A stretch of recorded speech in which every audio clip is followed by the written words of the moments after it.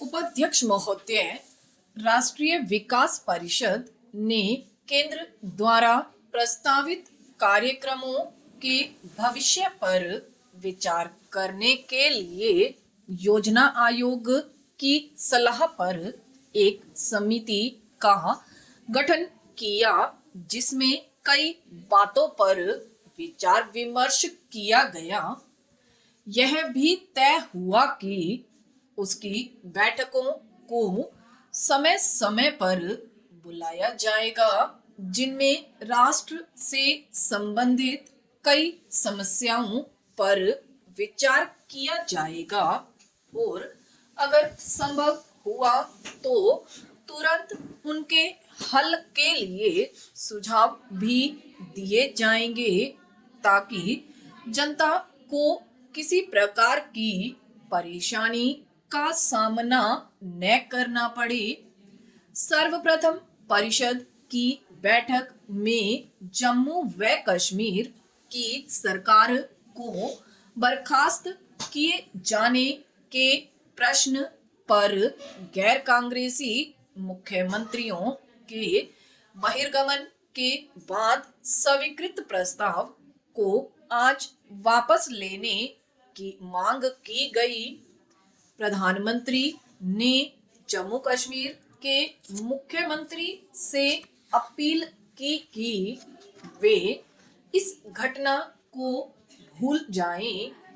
उन्होंने आश्वासन दिया कि भविष्य में इस तरह की बातें नहीं दोहराई जाएगी। शिक्षा के बारे में सदस्यों ने कहा कि वे गरीब वर्ग के लोगों को भी उच्च शिक्षा उपलब्ध कराए जाने के पक्ष में हैं। यह सर्वसम्मति से पारित किया गया कि अच्छी शिक्षा के लाभ को केवल धनी वर्ग के बच्चों तक ही सीमित नहीं रखा जा सकता।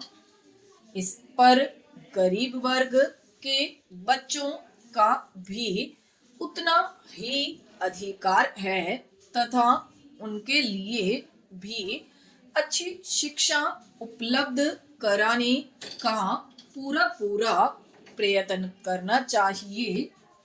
यह प्रसन्नता की बात है कि राष्ट्रीय विकास परिषद में खाद्यान्न के निर्यात पर खुलकर विचार किया गया।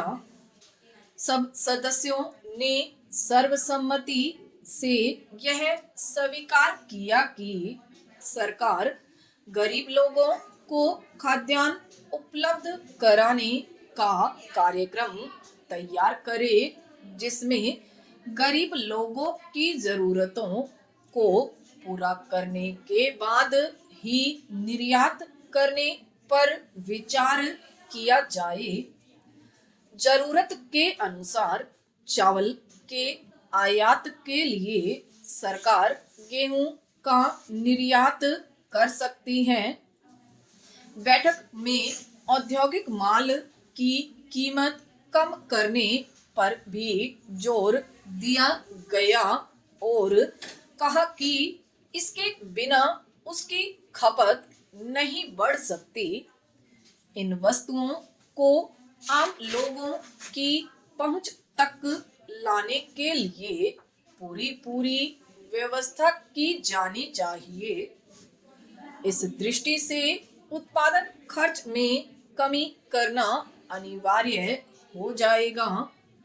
राज्यों की योजना के लिए कम धन उपलब्ध कराने की भी शिकायत की गई तथा आलोचना की गई, लेकिन वित्त मंत्री ने इस संबंध में असमर्थता प्रकट करते हुए कहा कि योजना में 15,000 करोड़ रुपए की अतिरिक्त व्यवस्था की गई है, जिसे संसाधनों के विकास पर खर्च किया जा सकेगा और ये कार्यक्रम भी राज्यों में लागू किए जाएंगे, जिसमें उन्हें अधिक धन मिल जाएगा।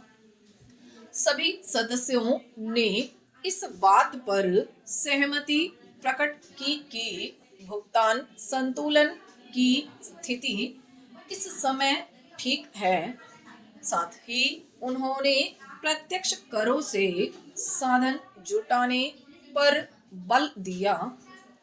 इस बात पर संतोष व्यक्त किया गया कि योजना विदेशी मदद पर निर्भर नहीं है, इसलिए अंतर्राष्ट्रीय मुद्रा कोष या किसी अन्य संगठन के दबाव में आकर नीतियां बदलने का कोई सवाल नहीं उठता।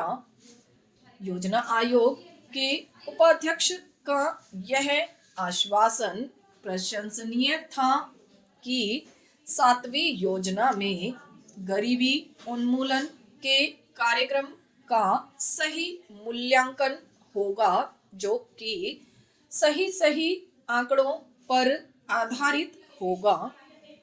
साफ पीने के पानी की देश भर में व्यापक व्यवस्था की जाएगी। उन्होंने यह भी आश्वासन दिया कि भविष्य में बिहार जैसे अन्य गरीब राज्यों के विकास की ओर अधिक ध्यान दिया जाएगा। साधनों की उपलब्धि को ध्यान में रखते हुए उनके विकास के लिए सर्वाधिक मदद दी जाएगी। इसके साथ साथ पूर्वोत्तर राज्यों के आर्थिक विकास के लिए भी विशेष कदम उठाए जाएंगे।